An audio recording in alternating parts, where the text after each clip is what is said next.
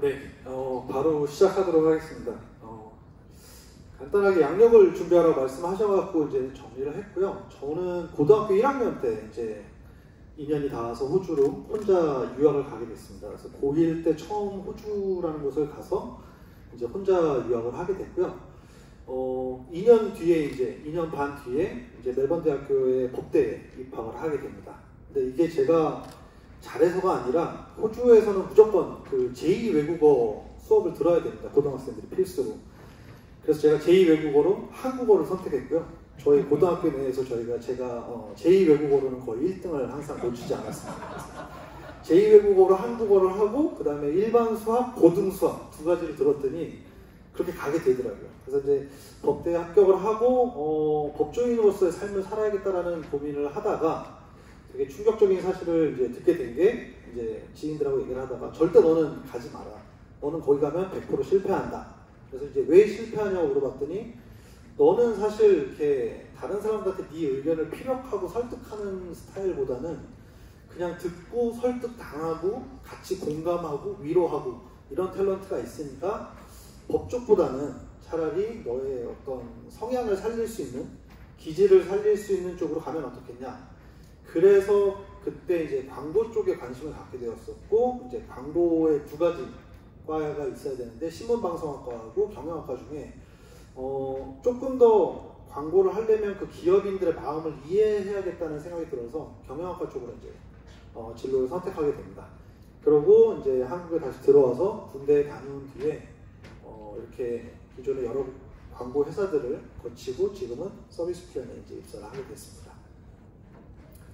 오늘 제가 설명드릴 거는 이제 대한민국 광고 산업에 대한 전반적인 이해인데요. 이게 사실 20분 안에 커버하기가 되게 어려운 내용이에요. 그래서 그냥 사실은 어떻게 보면 좀 전반적인 얘기를 굉장히 넓게 말씀드릴 수 있을 것 같고요.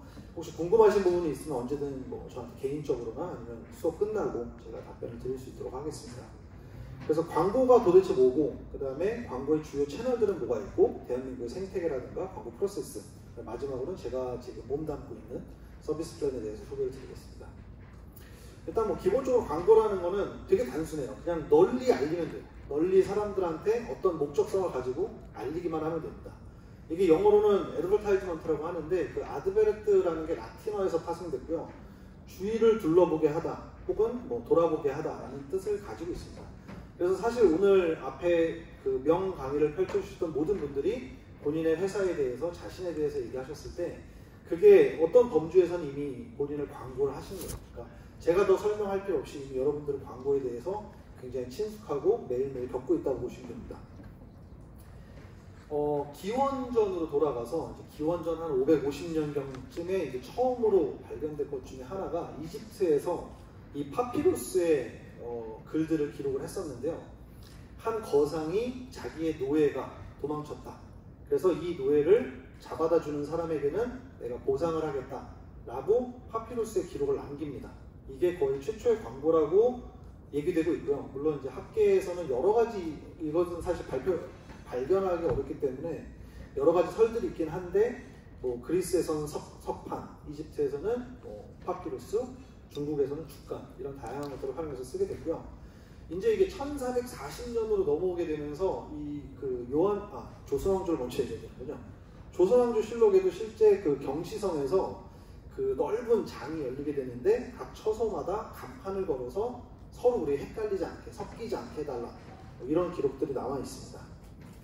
그래서 이제 1440년경 정도에 이제 요하네스 구텐베르크가 처음으로 그 금속 활자 기계를 만들게 돼요. 그래서 이 활자 기계를 통해서 인쇄 기술이 비약적으로 발달을 하게 되었고요. 이때 구텐베르크의 성서 같은 경우는 그 유네스코 세계유산에도 등재가 되어 있습니다. 이제 1440년부터 한 200~300년이 지난 기간 동안 인쇄술은 계속 발전을 하게 되고 사람들은 정보의 습득에 대한 그런 욕망들이 늘어나면서 다양한 신문들이 나오게 되고요. 신문이 창간하고 난 뒤에 가장 최초의 광고라고 여겨지는 것은 1704년에 보스턴 뉴스레터에 올라왔던 첫 광고가 있습니다. 그래서 그 광고가 최초의 광고라고 얘기되고 있고요. 한국 같은 경우는 뭐 사실 언론에 일하시는 분들 더 잘 알겠지만 한성 순보가 나오고 이듬해 폐간이 됐다가 그 다음에 다시 한성 주보로 그 다음에 1900년대 초로 들어오면서 독립신문이 이제 대한민국 최초의 신문으로 맥을 이어가게 됩니다. 그래서 여기에서 제가 그냥 하이라이트 드리고 싶은 말씀은 저한테 제가 가장 많이 듣는 질문 중에 하나가 도대체 광고를 어떻게 해야 되나요? 라는 질문들 많이 하시는데 사실 광고를 어떻게 해야 되는 기술적인 부분들은 제가 얼마든지 조언을 해줄 수 있지만 먼저 대표님들 본인들이 과연 어떤 포인트를 내 제품이나 내 브랜드에서 내가 소비자들한테 어떤 것들을 널리 알리고 싶을까 그 부분들을 고민하시고 같이 얘기를 나누시면 더 좋을 것 같아서 첫 번째 주제를 얘기해봤습니다. 이제 두 번째로 넘어가서 이제 광고 매체의 종류에 대해서 말씀을 드릴 텐데요. 이 얘기를 아마 들어보셨을 거예요. 어버브 더 라인, 빌로우 더 라인. 그래서 흔히 광고에서는 ATL 광고가 있고 BTL 광고가 있다. 근데 아무도 이 ATL과 BTL이 왜 ATL과 BTL로 구분되어졌는지를 아직까지는 설명을 못했어요. 그래서 제가 예전에 같이 있던 그 광고 연구회에서 같이 조사하면서 생각했었던 가설이 뭐냐면 이 하나의 중심점이 되는 라인을 보자. 이 라인을 봤을 때 이 라인의 위가 과연 이 선에 대한 기준점이 무엇일까? 그래서 저희가 생각했던 건 저 선은 특정 인구수를 얘기하는 것이 맞을 것이다 라는 결론이 나왔어요. 그 이유가 뭐냐면 1960년대에 이제 TV가 보급이 되기 시작합니다. 본격적으로 TV가 보급이 되고 그 전에 이미 라디오와 신문들은 사람들한테 널리 알려진 매체가 됐죠.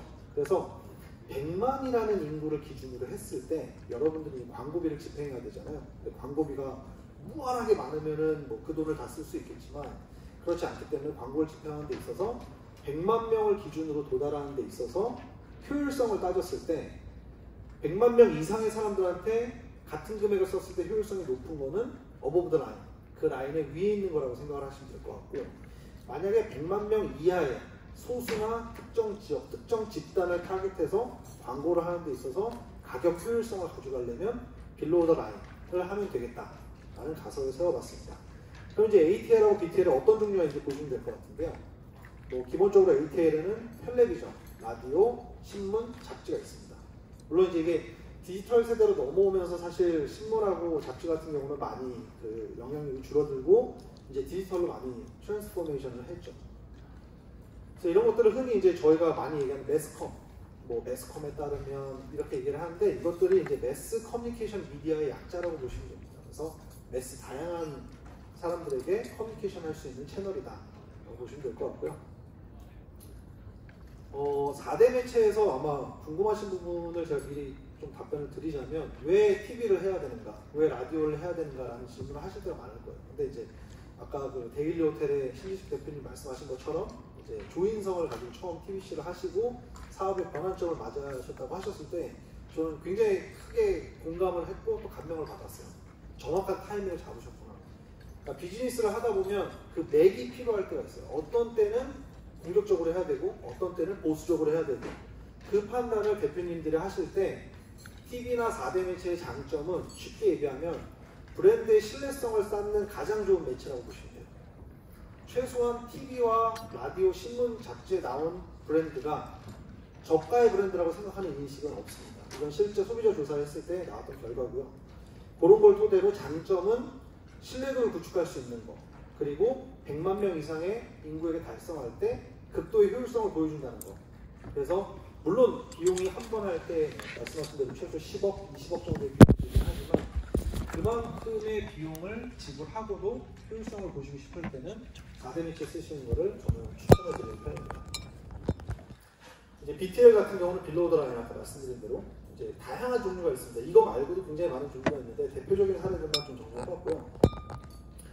이제 5개 광고 같은 경우는 기본적으로 특정 지역, 그래서 여러분들이 강남 같은 데 가시면 코엑스 앞에 SM타운 LED도 있고 파라다이스 호텔 앞에도 있고 다양한 이제 5개 전광판이 있습니다. 버스 정류장도 있고 이런 것들을 사용해서 특정 지역의 집단을 공략하는 겁니다. 좋은 사례가 그 처음에 그 심부름을 해주는 어플리케이션이 처음 나왔을 때 이게 강남 지역만 특화를 시키려고 했었어요. 왜냐하면 강남에서 성공하면 타 지역에서도 성공할 수 있을 것이다. 그래서 여기서 사용했던 방법이 강남역에 있는 모든 그 버스와 버스 정류장, 택시들을 다 그 어플리케이션으로 도배를 했어요. 그래서 이 뒤에 보시면 이런 식으로 뭐 정류소, 스크린도어, 버스바디, 택시바디 같은 경우를 다 도배를 했는데 실제 그걸 집행하고 나서 강남 내에 있는 소비자들 중에 그 심부름 앱을 사용하고자 하는 빈도가 기존에 광고를 안 했을 때 대비 한 400% 정도 올라갔어요. 단기간에. 그래서 BTL의 특징은 아까 말씀드린 대로 100만 이하의 특정 지역, 특정 집단을 타겟으로 할 때 5개 광고를 이렇게 활용을 하실 수 있을 것 같고요. 그 다음에 이제 우송 같은 경우 이제 지금은 거의 안 하는 걸 알고 있어요. 근데 제가 이제 어릴 때만 해도 저희 집에 우편물이 오면 항상 그 깨끗한 비닐에 칼라로 코팅된 종이들이 막 와요. 열어보면 다양한 브랜드 얘기들이 있고 이제 그걸 보는 재미가 있었는데 지금은 사실 이게 변화가 됐죠. 그래서 이거는 제가 꼭 추천드리고 싶어서 가지고 나온 건데 정말 이건 비용도 많이 안 듭니다. 자사 홈페이지 있으시죠? 브랜드 홈페이지. 소비자들의 홈페이지 들어왔을 때 첫 화면에 회사의 어떤 내세울 것과 회사에 얘기하고 싶은 게 너무 많으신 거 알아요. 근데 이 뉴스레터 구독하는 거를 가장 전면에 첫 페이지에 꼭 넣으시길 바라요. 이거만큼 좋은 매체가 없어요. 왜냐하면 저 같은 경우도 전혀 관심을 끊고 있다가 1년 만에 저한테 온 이메일을 통해서 그 웹사이트에 다시 접속했고요. 다시 그 웹사이트를 활발히 쓰게 됐어요. 그래서 이런 뉴스레터 구독 같은 경우는 유튜브에만 있는 게 아니기 때문에 자사 홈페이지 한쪽에 다양한 최신 소식과 다양한 뭐 업계의 현황을 알고 싶으시다면 메일을 구독해주세요. 이렇게 얘기하시면 되게 좋을 것 같습니다. 뭐 이벤트 같은 경우는 일정 기간 동안 뭐 특정한 장소에서 하는 건데 이거는 뭐 저보다 훨씬 더 많이 경험을 해보셨을 거라 생각하고요. 뭐 장점으로는 아무래도 현장에서 소비자들의 정말 현실적인 피드백을 받을 수 있는 장점이 있겠죠. 그냥 부스에 서 있고 정말 부스에 하루 종일 서 있다 보면 지나가는 사람들의 표정에서 읽혀요. 내 브랜드가 될 것인가 안 될 것인가. 그러면 가서 붙잡고 물어보시면 돼요. 그런 장점들이 있다고 보시면 될 것 같고요. 포인트 오브 퍼체이스라는 거는 뭐 샤퍼 마케팅이라도 하고 리테일 마케팅이라고도 얘기를 하는데 이것도 뭐 여러분들의 일상에서 매일 보시는 겁니다. 여러분 편의점 가셔서 맥주 사실 때 4캔 10,000원 아마 다 아실 거예요. 그 4캔 10,000원을 알게 해준 게 이런 POP 광고입니다. 그래서 뭐 4캔에 10,000원, 50% 세일, 뭐 미국에서 선정한 초이스, 그럼 여기 보면은 뭐 세이브 하라든가 스페셜 오퍼, 스페셜 프라이스 이런 모든 것들이 소비자가 구매하는 시점에서 그 사람들을 자극해서 구매가 이어지게끔 하는 그런 단계라고 보시면 될 것 같습니다. 그래서 본인의 제품이 만약에 매장에 들어가 있거나 아니면 특정 불특정 다수의 브랜드가 몰려있는 몰에 입점하셔 있는 경우 같은 경우들은 이런 식으로도 활용을 할 수 있다는 거 그냥 참고만 해주시면 될 것 같습니다. 디지털은 제가 깊이 있게 말씀을 안 드려도 이미 너무 다 잘 알고 계셔서 이거를 다 일일이 말씀드리는 건 좀 의미가 없을 것 같고요. 아까 이제 저희들 많이 하는 얘기 중에 UI라는 얘기가 있고 UX라는 얘기가 있어요. 이 개념만 잠깐 설명을 드리겠습니다. UI는 기본적으로 유저 인터페이스의 약자인데요. 쉽게 얘기해서 유저가 웹사이트나 모바일 앱을 보면서 이거를 얼마나 편리하게 쓸 수 있는지, 얼마나 직관적으로 가독성이 높게 이해할 수 있는지를 전달해 주는 게 UI라고 보시면 돼요. 그래서 웹사이트에 막 글밥이 많거나 정신없는 기호들을 다 빼고 아이콘이나 특정 어떤 그 메뉴바들로 대체를 해서 사용자 편의를 극대화시키고 유저의 인터페이스가 프렌들리하게 소비자 친화적으로 갈 수 있게 해주는 게 UI이기 때문에 UI를 디자인할 때는 디자이너분들의 말을 많이 경청하시면 좋을 것 같아요. 왜냐하면 대표시다 보니까 하시고 싶은 얘기가 굉장히 많으실 거예요. 아까 이제 전에 강의에서도 나왔지만 자기가 하고 싶은 얘기는 30%로 줄이셔야 되고요. 소비자가 사용하기 편하고 듣고 싶은 얘기를 70% 이상 넣어주셔야 돼요. 그렇지 않으면 그 사이트를 소비자는 쓰지 않습니다. 다음은 UX인데요. UX 같은 경우는 유저 익스피리언스. 유저 익스피리언스를 가져갈 때 가장 좋은 점은 이걸 어떻게 단계화 시킬 건가요? 아까 이제 코콤에서 되게 좋은 말씀 해주셨는데 그 어떤 사람들도 아무리 좋은 기능을 다 갖다가 테이블 위에 차려줘도 소화를 못합니다. 한꺼번에. 한 단계씩 가야 돼요. 저희가 이제 그 코스 요리를 먹다 보면 전체가 나오고 에피타이저인 전체가 나오고 그 다음에 간단하게 샐러드나 그 메인 디시가 나오기 전에 또 간단한 요리가 하나 나오고 그 다음에 메인 디시가 나오고 마지막에 디저트로 마무리를 하죠. 유저 익스피리언스 똑같아요. 소비자가 내 웹사이트, 내 앱 혹은 내 서비스를 받아들일 때 B2B도 마찬가지예요. B2B 같은 경우는 내가 다른 기업과 협의를 할 때 내가 가지고 있는 장점들을 저 상대 기업이 하나씩 받아들일 수 있게 떠먹여줘야 돼요. 그래서 첫 단계에서 내가 어떤 얘기로 저 사람의 나에 대한 감정을 좋게 할 것인가, 그리고 그 좋아진 감정을 계속 끌고 가면서 나의 어떤 부분을 발견했을 때 저 사람이 나에 대한 신뢰를 쌓을까, 그리고 그 신뢰를 바탕으로 처음 서로 간의 거래가 이루어질 때 그 거래에서 어떤 부분을 내가 얘기해주면 이 거래가 지속 거래로 이어질 수 있는 가능성이 있습니다. 그런 부분들 참고하시면 좋을 것 같습니다. 대한민국 광고 시장에서는 원래 제가 인하우스 에이전시 개념에 대해서 말씀을 드리려고 했어요. 대한민국 같은 경우는 전 세계에서 유일하게 지금은 외국에서도 따라하고 있는 추세긴 하지만 그 인하우스 에이전시라는 개념이 있어요. 그래서 삼성 같은 경우는 제일기획, LG 같은 경우는 HSL, 그 다음에 현대기아차 같은 경우는 이노션, 농심은 대홍, 트박 이런 식으로 인하우스 에이전시들이 있는데 그거는 사실 좀 뺐고요. 그냥 요것만 좀 말씀드릴게요. 대한민국 이거 아마 많이 보셨을 그런 뉴스 기사의 그래프일 거예요. 드라마 평균 시청률이 폭락하고 있습니다, 여러분. 이제 TV는 아무도 안 봅니다. TV 매체는 죽어갑니다. 이런 얘기 되게 많이 들으시고요. 특히 어디에서 많이 듣느냐? 여러분들을 찾아오는 디지털 광고 회사의 에이전시들은 열에 9은 얘기를 할 겁니다. TV 시장 죽어갑니다. 4대 매체 아무도 안 봅니다. 연령대별로 보십시오. TV보다 스마트폰 이용 빈도수가 훨씬 높습니다. 여러분들 미래의 소비자를 잡으셔야죠. 10대, 20대, 30대 누가 TV 봅니까? 스마트폰 쓸지. 지상파 매출 영업 계속 떨어지고요. 지상파 광고 매출 계속 떨어지고 있습니다. 왜 이 얘기를 하냐면 여러분들한테 일종의 피어 빌딩을 하는 거예요. 공포감을 조성하는 거예요. TV는 이제 한 번 갔으니까 디지털에 집중하십시오. 저는 이 말이 틀렸다고 말씀드린 건 아니에요. 이 말이 맞아요. 아마 계속적으로 TV는 어떻게 디지털에서 공생하든가 살아남을지 고민할 것이고 뉴스나 잡지들은 이미 아날로그화를 해서 디지털로 옮겨갔습니다. 이 말이 틀린 건 아닌데 제가 하나 보여드리고 싶은 건 이거예요. 저희 나라 그 한 해에 광고 매출이 연간 한 14조 원 정도 됩니다.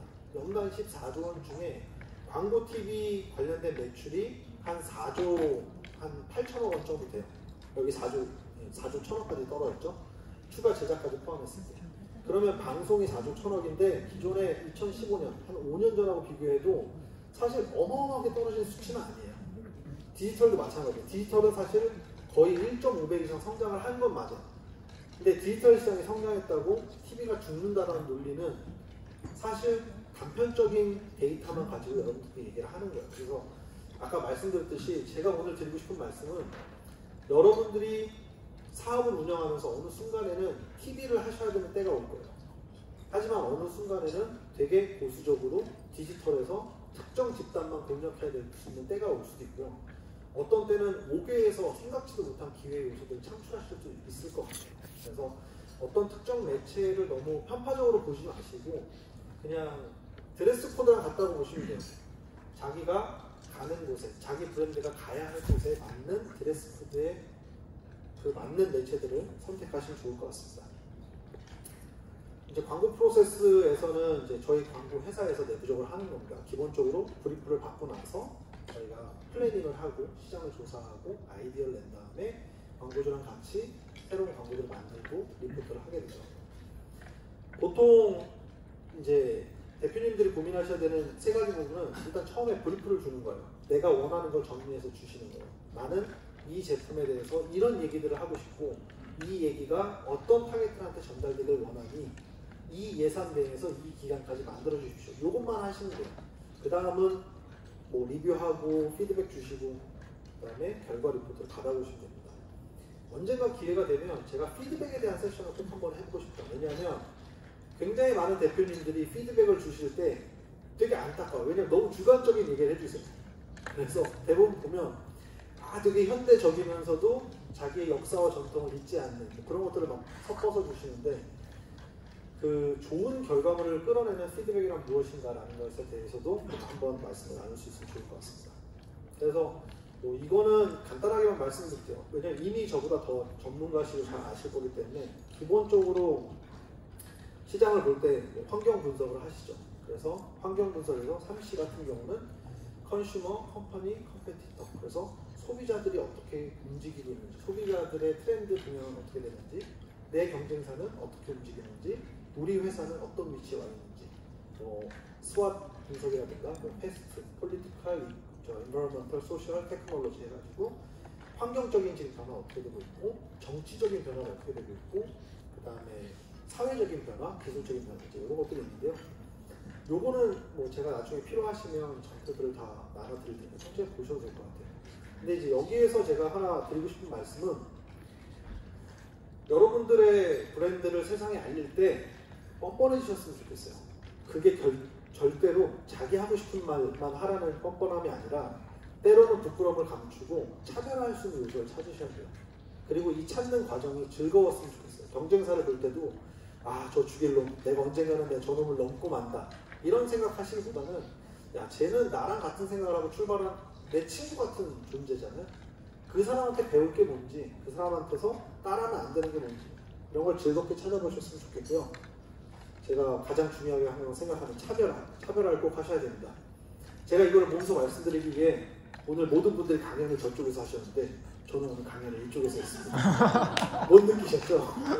이게 뭐 차별화의 한 가지 방법이라고 볼 수 있겠습니다. 이런 다양한 것들을 보시면 될 것 같고요. 그 브리프에 대해서 본인들이 하고 싶은 광고에 대해서 고민하실 때 세 가지만 말씀드릴게요. 첫 번째는 좀 충분한 시간을 갖고 긴 호흡을 갖고 생각하셨으면 좋겠어요. 조급해하지 않으셔도 됩니다. 긴 호흡을 갖고 생각하시고요. 두 번째로 혼자 하지 마세요.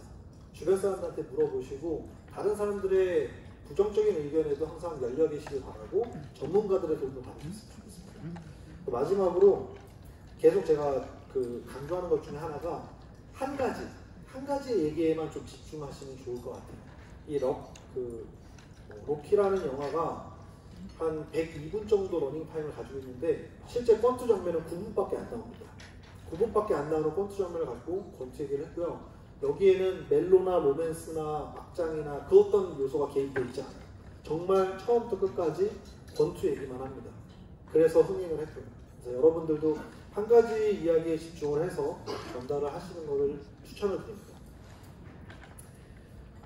서비스 플랜은 제가 이제 시간 관계상 짧게 말씀드리면 1970년도에 닥터 할레라는 분이 나는 광고회사에서 좀 계획을 가지고 서비스를 해야겠다. 그래서 서비스 플랜이라고 이름을 지으세요. 그거 하나만 기억해 주시면 됩니다. 계획이 있는 회사고요. 항상 계획을 짜는 회사니까요. 여러분들이 가시다가 막히면 저희가 같이 계획을 세워드릴 테니 그걸 보시면 될 것 같고요. 뭐 다양한 클라이언트 저희와 함께 협업을 했었고 이거는 뭐 전 세계적으로 사실 서비스 플랜 코리아가 가장 최신 정보를 말씀드리면 어제자로 ADC라고 하는 그 세계에서 가장 권위 있는 광고 협의회에서 전 세계 글로벌 그 랭킹 25위를 발표했는데 서비스 플랜 코리아가 한국에서 유일하게 25위에 랭크를 했습니다. 그래서 사실 저는 한 게 아무것도 없고요. 여기 있는 저희 팀원들 강재현 대표님 해주셨고 마지막으로 그 에이전시를 선정할 때 요거 하나만 강조를 드릴게요. 여러분들 회사에 근처에 있는 광고회사와 하셔도 됩니다. 아니면 제일기획, 이노베이션, HS에서 큰 이름이 있는 명망 있는 조직하고 하셔도 돼요. 어디 광고회사랑 하시든지 그 광고의 전문성을 갖고 있는 사람들이기 때문에 좋은 결과를 받으실 거예요. 근데 여러분들이 보셔야 되는 건 절대 회사 이름에 휘둘리지 마세요. 특정 기업을 얘기하면 안 되니까 보통 저희 나라 탑 5에 들어가는 광고회사가 기본적으로 600명에서 3,000명이 근무를 하고 있어요. 600명에서 3,000명이 근무하는데 그 중에 여러분들 회사와 여러분들 브랜드를 위해서 여러분들을 만나러 와서 일하는 사람은 10명밖에 안 됩니다. A라는 기업, B라는 기업이 아무리 훌륭한 회사여도 거기에 있는 600명, 3,000명이 모두 훌륭하다고 장담할 수는 없어요. 물론 평균값은 있겠죠. 그 잘하는 평균값. 그래서 제가 말씀드리는 거는 회사 이름에 현혹되거나 그 회사가 여러분들한테 와서 저희 회사는 이런 걸 했었고 저희 회사는 이런 걸 했었고 말씀을 할 때 그거는 그거대로 객관적으로 받아들이시되 여러분들이 같이 일하는 카운터 파트가 얼마나 여러분들의 브랜드에 막 정말 같이 애정을 갖고 막 떨려하고 재밌어하고 막 브랜드를 위해서 직원을 거침없이 할 수 있는 그런 파트너들이 광고회사에 있는지를 잘 보시고 선택하시면 거의 실패하지 않으실 거라 생각합니다. 그래서 저는 서비스 플랜에 와서 가장 행복한 것 중에 하나가 여기 있는 저희 식구들이에요. 정말 다른 그 어떤 규모가 큰 회사에서도 저는 찾지 못했었던 훌륭한 친구들이 같이 일을 해주고 있고 도움을 주고 있어서 하루하루를 정말 즐겁게 지내고 있습니다. 네, 감사합니다.